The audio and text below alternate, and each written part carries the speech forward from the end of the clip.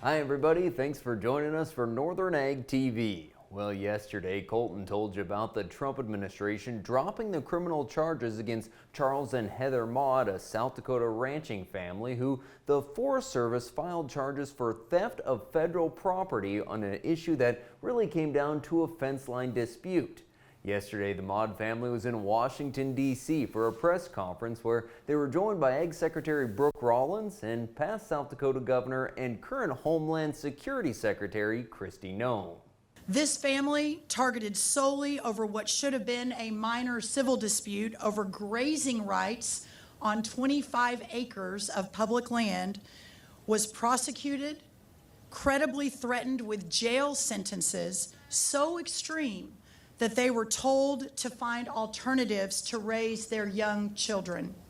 You know, when this hit, it hit at the heart and soul of our place that has been in Charles' family since 1910. They came to the area in 1907 and purchased the adjoining property in 1910 and have managed it without issue and with great care since.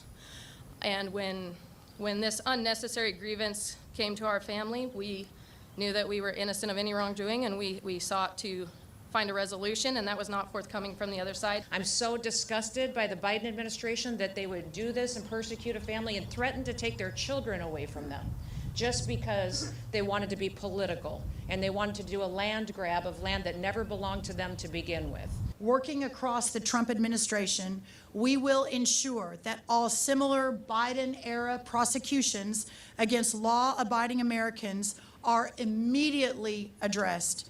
We are ending regulation by prosecution in America and investigating how and why this wrongful prosecution of an American ranching family ever occurred in the first place. Well, in international news, Hungary has confirmed its 5th case of foot and mouth disease, the recent one in a dairy herd on a farm that also contains hogs. Now, authorities have not been able to connect this case to the previous outbreaks. Thus far, the outbreaks in Hungary have impacted more than 8,000 head of cattle. In neighboring Slovakia, 7,000 head have been impacted. Before the outbreaks, both countries were FMD-free for 50 years. Across Central Europe so far this year, 27,000 head of livestock have been euthanized. Well, coming back home, across the northern plains, we seed a lot of annual cereal forages every year. It's especially important in dry years to make up for the lack of forage. But we have seen instances of nitrate toxicity that definitely affects pregnant livestock the worst, and it's an issue we have to be aware of. I spoke with Dr. Hayes Goosey, who's conducted research to reduce nitrates and determine the optimal rates for nitrogen and sulfur for annual forage grasses. One of the things we recommend are annual cereal forages during drought because they produce better, but also what comes along with that is high nitrate. And was able to secure some funding to investigate the role of sulfur in nitrates. And what we looked at was including 10 to 20 pounds of sulfur. Sulfur can only do so much to mitigate high toxic levels of nitrates in the plant. The first line of defense against high nitrates is appropriate soil nitrogen levels, which starts from a soil test. Well, thanks for joining us this morning. We'll be back with the markets right after this. From the beginning, we've worked closely with farmers. BNSF's ties to the agricultural community go back 175 years. Together, we've innovated to make the U.S. agriculture supply chain one of the most efficient and productive in the world. Our strong relationship powers BNSF still today and helps us move the nation like no one else can. At BNSF, we move the nation for you. Talking with someone that you know is stressed out, those are difficult things to approach, but if you're good friends with those people, reach out and say, I'm here to talk to you. We can find somewhere to get some assistance. It's hard to get involved, but at the same time, you want to just say, hey, there is help available.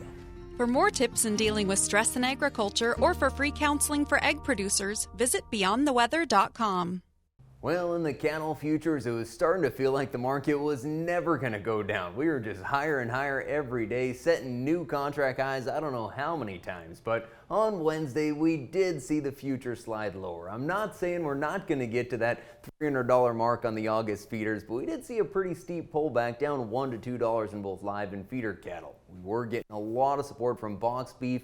The wholesale price of beef right now, as high as it's been since COVID, did slide back a little bit. And of course, it's early in the week for cash trade. Most of the live sales we're seeing so far steady from $214 to $218, but some dress sales at $350, $5 higher than the high end of last week's range. In our local market, steady prices on the way ups at Montana Livestock. Most of the cows $145 to $154, bulls topping at $200, and the heiferettes $190 to $255. Feeder cattle steady to higher at Miles City Livestock. Saw some 770 to 800 pound replacement heifers selling $300 to $302. Also, Current Creek Angus held their annual sale in Miles City with 41 Angus bulls averaging $62.26.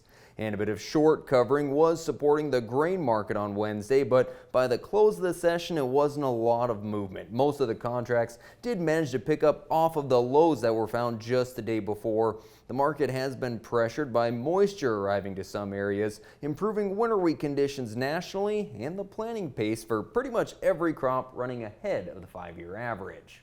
Well, thanks for joining us for today's report. I'm Coulter Brown. Have a good one.